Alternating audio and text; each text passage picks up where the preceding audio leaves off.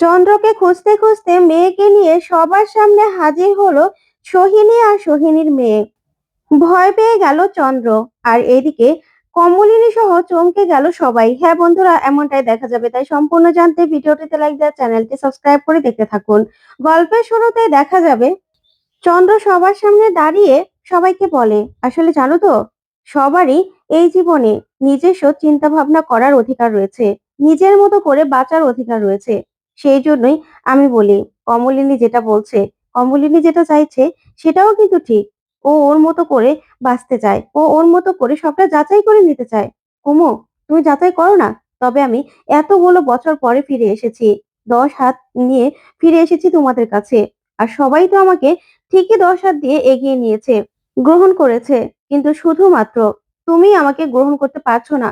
কেন পারছো না কুমু? তখন ঠাম্মি বলে, সেটা নিশ্চয় কোনো কারণ ঘটেছে, তার জন্যই তোকে গ্রহণ করতে এতটা কষ্ট হচ্ছে, তাই না?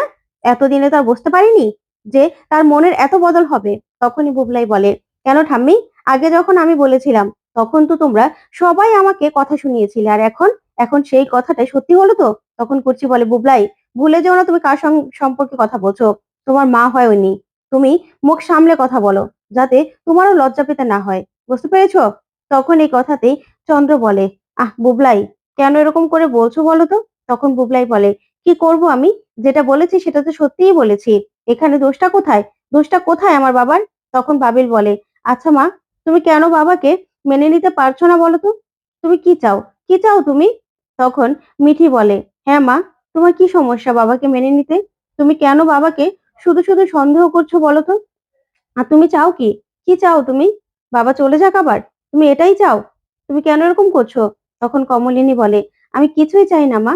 আমি শুধুমাত্র নিজের কাছে নিজে এটাই প্রমাণ করতে চাই যে তোমার বাবা এই 20টা বছর কোথায় ছিল। তখন বড় ঠাম্মি বলে, হ্যাঁ, আমরা কিছু বললেই তো আবার আমাদেরকে কথা শুনিয়ে দেয়, তাই না? তখন ছোট কাকু বলে, আপনি আমার বাড়ির মেয়েকে এভাবে আমার সামনেই নিগ্রহ অপমান করছেন, আর আমি না থাকলে আপনারা কেমন ভাবে কথা বলেন ওর সঙ্গে, সেটা তো আমি বুঝতেই পারছি। কেন, আমাদের বাড়ির মেয়েটা কি ফেলনা নাকি? ওর যদি কোনো সন্দেহ থাকে, সেটা তো ও নিজেটা নিজে সন্দেহটা মিটিয়ে নিতে পারে, তাই না? ওর যদি চন্দ্রের ব্যাপারে কোনো সন্দেহ থেকে থাকে, তাহলে তো সেটা ওকে মিটিয়ে নিতে হবেই। তখন চন্দ্র বলে, কেন কাকুমণি, কি সন্দেহ থাকবে আমার ব্যাপারে? আমি কি মিথ্যে কথা বলছি? তখন কাকুমণি বলে, সেটা তো সময়ের সাথে সাথে দেখা যাবে, তাই না? তুমি মিথ্যে বলছো নাকি তুমি সত্যি বলছো? তখন চন্দ্র বলে, আচ্ছা কুমু, তুমি কি চাও? বলো, কি চাও? হ্যাঁ, তোমার আমার প্রতি সন্দেহ আছে, আমি ঠিক আছে, কিন্তু তুমি কি চাও বলো? তুমি কি আমার কাছ থেকে কোনো কিছু জানতে চাও? তাহলে বলো না, আমি তোমাকে বলবো। তোমার কি আমার কাছে কোনো কিছু জিজ্ঞাসা করার আছে, বলো? তখনই কমলিনী সবার সামনে বলে ওঠে, তোমার এই হাতের আংটিটা কবে গড়িয়েছো? তখন এই কথা শুনে চন্দ্রর নিজের হাতের দিকে চোখ যায়। তখন কমলিনী বলে, তুমি যখন ডেট করতে গিয়েছিলে তখন তো এই আংটিটা তোমার হাতে ছিল না। এমনকি কোনোদিনই এই আংটিটা তোমার হাতে ছিল না। আমি নয়, তোমার মাও এই কথা বলবে। তখনই ঠাম্মি বলে, কিসের আংটি রে? আবার আংটি নিয়ে কি নাটক শুরু করলো? তখন কচি বলে, চুপ করো মা, ঠিকই তো, দাদার হাতে তো এই আংটিটা আগে ছিল না। তখন চন্দ্র বলে, এই আংটিটা, এই আংটিটা হয়তোবা কোনো হোম থেকে দিয়েছিল।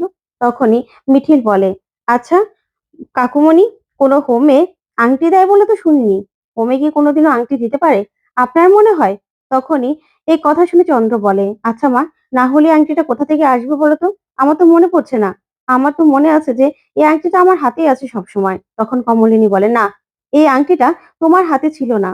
যখন তুমি বাড়িতে ছিলে তখনও ছিল না, তারপরেও না, তাহলে এই আংটিটা কোথা থেকে আসলো? তখন ঠাম্মি বলে, এখন আবার এই একটা আংটি নিয়ে এত নাটক, তাই না? একটা আংটি থাকতেই পারে। তখন কমলিনী বলে, না মা, এই আংটিটা কোথা থেকে আসলো সেটা তো আমাকে জানতে হবে। নিশ্চয়ই বিশেষ কেউ এই আংটিটা দিয়েছিল, কেউ পরিয়ে দিয়েছিল। তার জন্যই তো এই আংটিটা আপনার ছেলের হাতে, একটা সোনার আংটি। কেউ কখনো কাউকে এমনি এমনি গড়িয়ে দিতে পারে না মা। আপনি দেখুন না, এই আংটিটা কখনো আপনার ছেলের কাছে দেখেছেন যে এই আংটিটা হুট করে আপনার ছেলের হাতে চলে আসবে? তখনই চন্দ্র বলে, আচ্ছা কুমু, তুমি কেন এরকম করছো বলো তো? তোমার কি মনে হয় এই আংটিটা আমাকে কে দিয়েছে? তখন কমলিনী বলে, শোনো, যেই দিয়ে থাকুক না কেন, এই আংটিটা তুমি কোনোদিনও হোমে পাওনি। তুমি মিথ্যে কথা বলছো। তুমি যে এই পর্যন্ত সব কথা মিথ্যে বলেছো সেটাও আমি জানি। তুমি না কোনো রকম কোনো হোমে ছিলে না। তখন চন্দ্র বলে, আচ্ছা কুমু, তোমার কি মনে হয় এটা যদি কেউ আমাকে দিয়ে থাকতো, তাহলে এই আংটিটাকে আমি হাতে পরে থাকতাম, তাহলে রেখে আসতাম না? তখন কমলিনী বলে, হয়তোবা তোমার মনে নেই, তুমি খুলতে ভুলে গেছো, সেই জন্যই তুমি খোলোনি।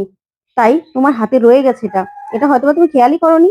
তখন কুর্চি বলে, হ্যাঁ দাদা, তোমার কাছে এই আংটিটা কোথা থেকে আসলো সেটা তো জানতে হবে। আর এই আংটিটা ঠিকই তো তোমার হাতে যদি না থেকে থাকে, একটা সোনার আংটি কোনোদিনও কি কোনো হোমে তোমাকে দিতে পারে? আর হোমে কেই বা তোমাকে এই আংটিটা দেবে বলো তো? তখনই চন্দ্র বলে, দেখ, আমার তো আবসা আবসা মনে পড়ছে যে কেউ হয়তোবা হোমে আমাকে এই আংটিটা দিয়েছিল। কত গিফটই তো দিতে আসতো কত মানুষ। তখন মিঠিল বলে, আচ্ছা আচ্ছা আঙ্কেল, আপনার সবকিছু মনে পড়ছে, শুধুমাত্র হোমের নামটাই মনে পড়ছে না, তাই না? তখন চন্দ্র বলে, না মনে পড়বে না কেন মা, মনে পড়ছে তো। তখন বাবির বলে, হ্যাঁ বাবা, তোমার কাছে এই আংটিটা কোথা থেকে আসলো বলো তো? এই আংটিটা কে দিয়েছে তোমাকে? তখন বুবলাই বলে, বুঝতে পারছিস না এই আংটির ব্যাপারটা? এই আংটির ব্যাপারটা বলে মা নিজেকে বাবার কাছ থেকে সরিয়ে নিতে চাইছে। এই আংটির ব্যাপারটা সবার সামনে এমন ভাবে বলছে যেন ওই আংটিটা কেউ দিয়েছে। তার জন্যই তো নিজেকে সত্যি প্রমাণ করার জন্য এরকম একটা কাণ্ড করছে। তখন বর্ষা বলে, আচ্ছা মামুনি, এরকম একটা আংটি নিয়ে ঝামেলা করার কোনো দরকার আছে মামুনি? তুমি যে কি করো না, সামান্য একটা আংটিই তো।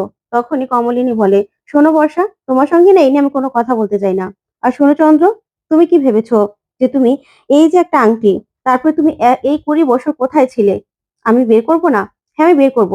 এই সব কিছু নিয়ে আমার যথেষ্ট সন্দেহ আছে। তোমার বাড়ির সবাই তোমার কথা বিশ্বাস করলেও আমি কিন্তু তোমার কথা বিশ্বাস করিনি। তাই আমি কিন্তু সবটা খুঁজে বের করবই। খুঁজে বের করবই আমি। তখন চন্দ্র বলে, হ্যাঁ খুঁজে বের করো না। আমি তো বলছি যে আমি একটা হোমে ছিলাম, আর সেখানেই কত মানুষ কত গিফট দিতে আসতো। হয়তোবা কেউ একজন আমাকে আংটিটা পরিয়ে দিয়েছিল। তখন কমলিনী বলে, যদি আমি বলি যে তুমি মিথ্যে কথা বলছো, তোমার সবটাই মিথ্যে? হ্যাঁ, আমি যদি সৎ হয়ে থাকি তাহলে অবশ্যই সেটা একদিন সামনে চলে আসবে। আর আমি তো খুঁজে বের করার চেষ্টা করছি। তারপরেও যদি আমি খুঁজে বের করতে নাও পারি, তাও ভগবান আছে তো উপরে। আমি যদি সৎ হয়ে থাকি না, তাহলে সব সত্যিটা সামনে আসবেই। তখনই চন্দ্র হাসতে থাকে আর বলে, আচ্ছা কুমো, তুমি কোন সত্যির কথা বলছো বলো তো? কি যে বলো না, তোমার সন্দেহ শুনলে আর কথাবার্তা শুনলে না আমার খুব হাসি পায়। বিশ্বাস করো, আমার যদি কোনো সত্যি থাকতো, তাহলে আমি কি এখানে আসতাম তোমাদের কাছে ফিরে? বলো না। আচ্ছা ঠিক আছে, এই আংটি নিয়ে এত ঝামেলা তো, তাহলে এই আংটিটা বরং আমি খুলে তোমাকে দিয়ে দিচ্ছি। তখন কমলিনী বলে, না, অন্যের আংটি আমি কেন নেব? আর তাছাড়া তোমাকে যে আংটিটা দিয়েছে, তুমি আংটিটা খুললে তাকেও তো অসম্মান করা হচ্ছে, তাই না? তখন মিঠিল বলে, আচ্ছা আঙ্কেল, আপনার আপনার তো নাকি সবকিছুই আস্তে আস্তে মনে পড়ছে। তাহলে বলুন যে আপনি কোন হোমে ছিলেন? তখন এই কথাতেই চন্দ্র বলে, হ্যাঁ, একটা নেক্সট নামের হোমে ছিলাম আমি। তখন মিঠিল বলে, নেক্সট নামের? আচ্ছা ঠিক আছে। তখনই মিঠিল নিজের মোবাইলে সেই নামটা সার্চ করে দেখতে থাকে যে মেঘালয়ে কোনো এরকম হোম ছিল নাকি। তখনই মিঠিল দেখতে পায় যে সেখানে এরকম নামের কোনো হোমই ছিল না। তখন মিঠিল বলে, না না আঙ্কেল, এরকম নামের কোনো হোমই ছিল না। আর ইনফ্যাক্ট সেখানে যতগুলো হোম ছিল, সবগুলো হোমে আমি খোঁজ লাগিয়েছি। তেমন কোনো হোমে আপনি ছিলেনই না। আর নেক্সট নামে কোনো হোম হতেই পারে না। তখন চন্দ্র বলে, সবকিছু তো তুমি মোবাইলে পাবে না মা। ওইদিকে ঠাম্মি বলে, আচ্ছা তোমারই বা এত জিজ্ঞাসাবাদ করার কি দরকার আছে? তখন মিঠিল বলে, দরকার আছে ঠাম্মি, জানতে তো হবে যে কাকুমণি কোন হোমে ছিল।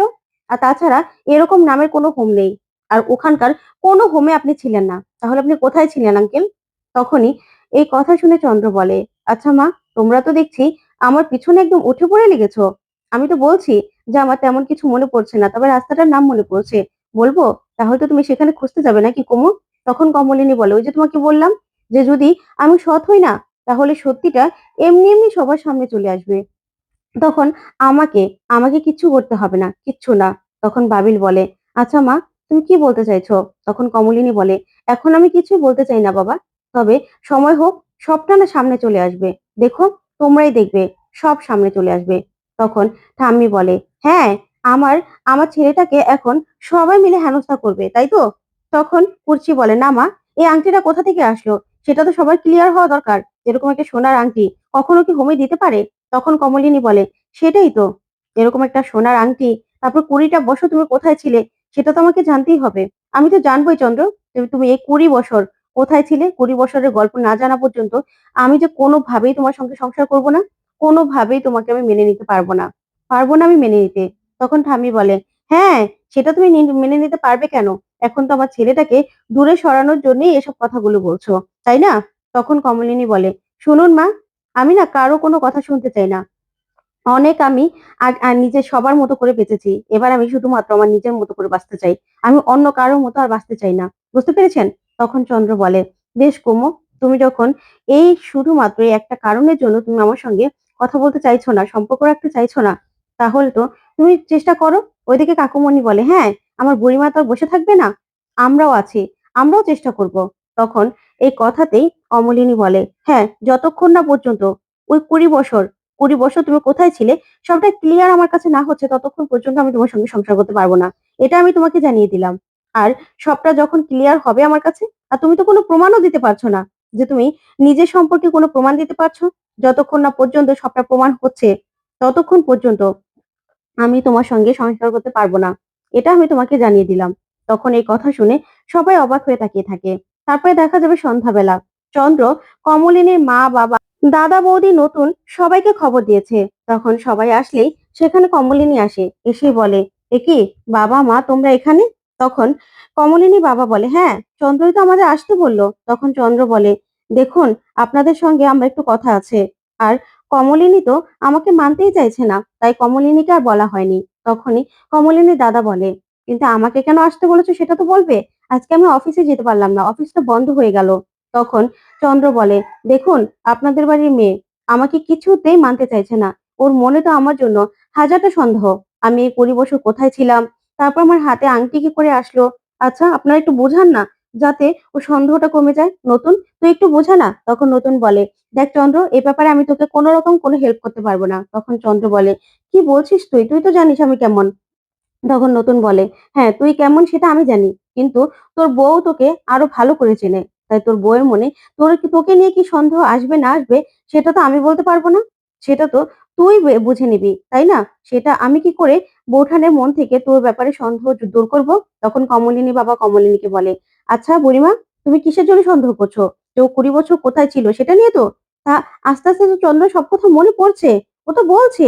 তাহলে আবার সন্দেহ থাকার এখানে কি দরকার আছে বলো তো?"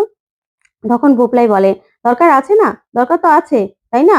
এখানে আমার বাবাকে তো সবার সামনে ছোট করতে হবে। আর সেটাই তো মা সবসময় করছে।" তখন ঠাম্মি বলে, "হ্যাঁ, আপনাদের বাড়ির মেয়ে আমাদের বাড়ির ছেলেটাকে অনেক অপমান করছে, অনেক। এগুলো না আর সহ্য করা যাচ্ছে না।" তখন কমলিনী বলে, "শোনো, তোমাদের সবার সামনে আমি দাঁড়িয়ে বলছি যে এই ২০ বছর সে কোথায় ছিল আর কার সাথে ছিল সেটা আমার কাছে আগে পরিষ্কার হতে হবে। আর তাছাড়া তার হাতে একটা আংটি রয়েছে। সেই আংটিটাই বা কোথা থেকে আসলো সেটাও আমার কাছে পরিষ্কার হতে হবে। না হলে আমি আর সংসার করব না। এই বাড়ির ছেলের সঙ্গে আমি সংসার করব না। অনেক হয়ে গেছে, অনেক হয়ে গেছে। আর করব না।" তখনই কমলিনীর মা বলে, "আচ্ছা বুড়িমা, তুই এরকম কেন করছিস মা?" তখন কমলিনী বলে, "দেখো, তোমরা যেটা খালি চোখে দেখতে পাচ্ছ সেটা তো আমি দেখতে পাচ্ছি না। আর তাছাড়া আমার কিন্তু মনের মধ্যে একটা সন্দেহ রয়েই গেছে যে এতগুলো বছর সে কোথায় ছিল?" তখনই দেখা যাবে কমলিনী বৌদি বলে, "আচ্ছা বুড়ি, তুমি কি আমাদের খাওয়াতে চাও নাকি? অনুষ্ঠান করতে চাও? না হলে হঠাৎ করে এভাবে চন্দ্র আসতে বলল?" তখন কমলিনী বলে, "আমার যা বলার তো আমি বলে দিয়েছি যে আমি যেই পর্যন্ত সবকিছু প্রমাণ না পাচ্ছি ততক্ষণ পর্যন্ত আমি ওনার সঙ্গে সংসার করব না।" তখন চন্দ্র বলে, "আচ্ছা কুমু, তুমি কি আমাকে এরকম ভাবে অবিশ্বাসই করবে? তোমার কি মনে হয় যে আমি অন্য কোথাও সংসার পেতেছিলাম? তাহলে কি এতক্ষণে সামনে আসতো না? সবাই কি বসে থাকতো?" তখন কমলিনী বলে, "দেখি না কি হয়। দেখি এবার এবার সত্যিই সবটা প্রমাণ করতে পারি কিনা। আমি তো আমার মতো করে চেষ্টা করছি। এবার দেখা যাক।" তখন এই কথাগুলো শুনে সবাই অবাক হয়। তখন মিঠিল বলে, "আচ্ছা, কাকিমার নিজস্ব অধিকার আছে যে সবকিছু নিজের মতো করে যাচাই করার। তাহলে কেন কাকিমাকে জোর করা হচ্ছে সেটাই তো আমি বুঝতে পারছি না। তাছাড়া আঙ্কেল তো কোন রকম কোনো হোমে ছিলেন না। সেটা তো আমি নিজে দেখেছি। আমি নিজে সব জায়গায় খবর নিয়েছি। কিন্তু আঙ্কেল মেঘালয়ের কোন রকম কোনো হোমে ছিল না।" তখনই ঠাম্মি বলে, "আচ্ছা, বাইরের লোক হয়ে কেন তুমি এত কথা বলছো সেটা তো বুঝতে পারছি না।" তখন বর্ষা বলে, "হ্যাঁ মিঠিল, তোমার এখানে এত কথা কি দরকার আছে? বাইরের লোক যদি কাকিমার পাশে দাঁড়াতে হয় বাইরে গিয়ে কথা বলবে।" তখন এই কথা শুনে কমলিনী বর্ষার উপর রেগে যায়। ওইদিকে দেখা যাবে সোহিনী আর সোহিনীর মেয়ে কমলিনীদের বাড়ির ঠিকানা খুঁজতে থাকে। তখন দুজন মহিলাকে জিজ্ঞাসা করলেই তারা বাড়ির ঠিকানাটা বলে দেয় আর বাড়িটাও দেখিয়ে দেয়। তারপরে দেখা যাবে চন্দ্রের বউ আর মেয়ে একসঙ্গে কমলিনীদের বাড়িতে আসতে থাকে। তো বন্ধুরা, এবার কি তাহলে চন্দ্রের আসল রূপটা সবার সামনে ধরা পড়বে? তোমাদের কি মনে হয়? অবশ্যই কমেন্ট করে জানাতে ভুলবে না। ধন্যবাদ।